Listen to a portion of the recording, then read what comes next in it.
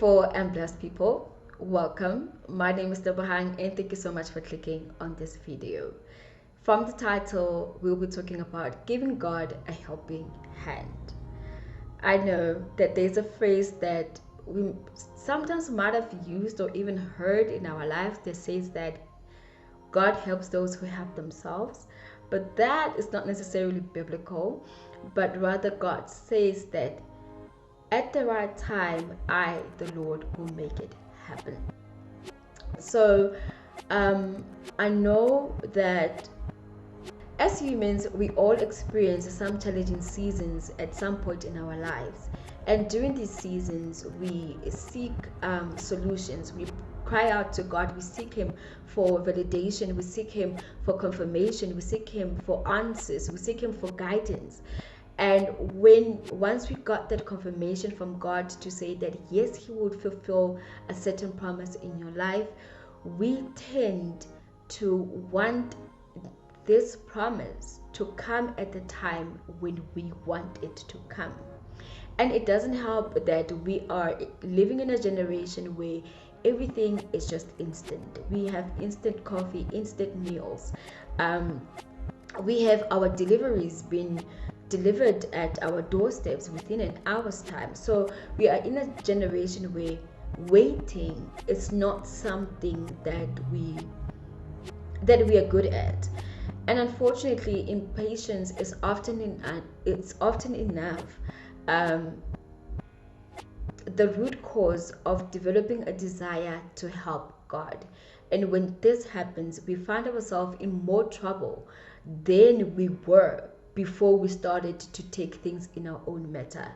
I know from personal experience that every time when I have heard from God to say, this is what I'm going to fulfill in your life, and I've prayed and I know that God, this is according to your word, there is no way that I'm not going to receive this, then I try to go and do it with my own strength and my own timing. I end up being filled with frustration and even with regret. And that is why it is important that we wait on God. When we look at the scripture, when we read in the book of Genesis 15, where we see God giving Abraham a promise that He would give him a son, God did not give Abraham a timeline on when this promise will be completed in his life. And when God gave Abraham this promise, it was Abraham was already married for some time, and he still didn't have a child by then with his wife Sarai. Now, as years went by, Sarah realized that, okay, my biological clock is running. I think now it's time that we need to assist God. Let's take this matter in our own hands and assist God and give Him a helping hand. And she proposed to Abraham that take our servant Hagar, have a child with her, and we will raise the son as our own. And shortly thereafter, Sarah's plan was great, seemed to be working. Hagar conceived immediately. And this is seen in the book of Genesis 16 verse 4, from verse 4 onwards. And after Hagar had conceived, she now started to look at Sarah with contempt. This deeply grieved Sarah. She was hurt by all of this. And during those times, so the times where a woman's value was based on her fertility. So a woman's fertility was her worth. Now Hagar being able to immediately conceive at the time might have been something that made her feel like she is now superior to Sarah. Although Hagar did conceive a son, this son was still not the promise that God had fulfilled. This son was Abraham's own making, not what God said that He would do. When Sarah was about 90 years old and Abraham was about 99 years old, then the angel of the Lord then appeared to them and said, in due season I will be back, and Sarai, your wife, will have a son. Now this was the son, the promise that God had intended for them to have. It is crazy that a woman at the age of 90 would even be able to conceive, let alone have a full-term pregnancy and give birth. But this just confirms the scripture that says that what is impossible with men is possible with God. God is not limited by our circumstances. God is not limited by nature. He is the creator of all things.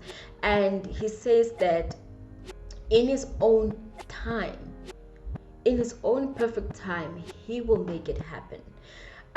So we realize that even out of the solution that Sarah thought that it was a perfect solution, it resulted in sorrow for her. It resulted in her getting hurt and her now being in a position where she was mistreating Hagar. So having to take matters in our own hands at times and not waiting on the Lord may bring us more trouble and delay our time of receiving the promise that God has had for us. I want us to look in the book of Proverbs 3 verse 5 to 6, and it reads, "Trust in the Lord with all your heart and lean not on your own understanding. In all your ways acknowledge him, and he shall direct your path." I know as humans we would like to give God a helping hand. We want to figure out a way in which God will come and complete this promise that he said he will complete in your life. We want to give him a way or guide him in which way that he needs to go in order for this solution to happen, in order for this misery of ours to end. But we need to trust that in his own timing he will do it. And there's another scripture that says that his ways are way higher than our ways, meaning that he does not think how we think, how limited we are. God is a limit is an unlimited God. He is not limited by anything. He's not limited by situations. He's not limited by nature. He's not even limited by the laws of the earth. Therefore, he has his way of doing things, and therefore, in his perfect timing, we will receive his complete and perfect gift, his complete and perfect promise upon our lives. So let us learn to be patient and wait on the Lord and continuously seek him for guidance. Let him be the one that expresses to you in which ways to go. For he says that when you trust in him, right here in verse 6, that in all your ways acknowledge him, and he shall direct your path. Learn to introduce God in each and everything that you do, so that he may be able to instruct you on where to go and help you out within your path.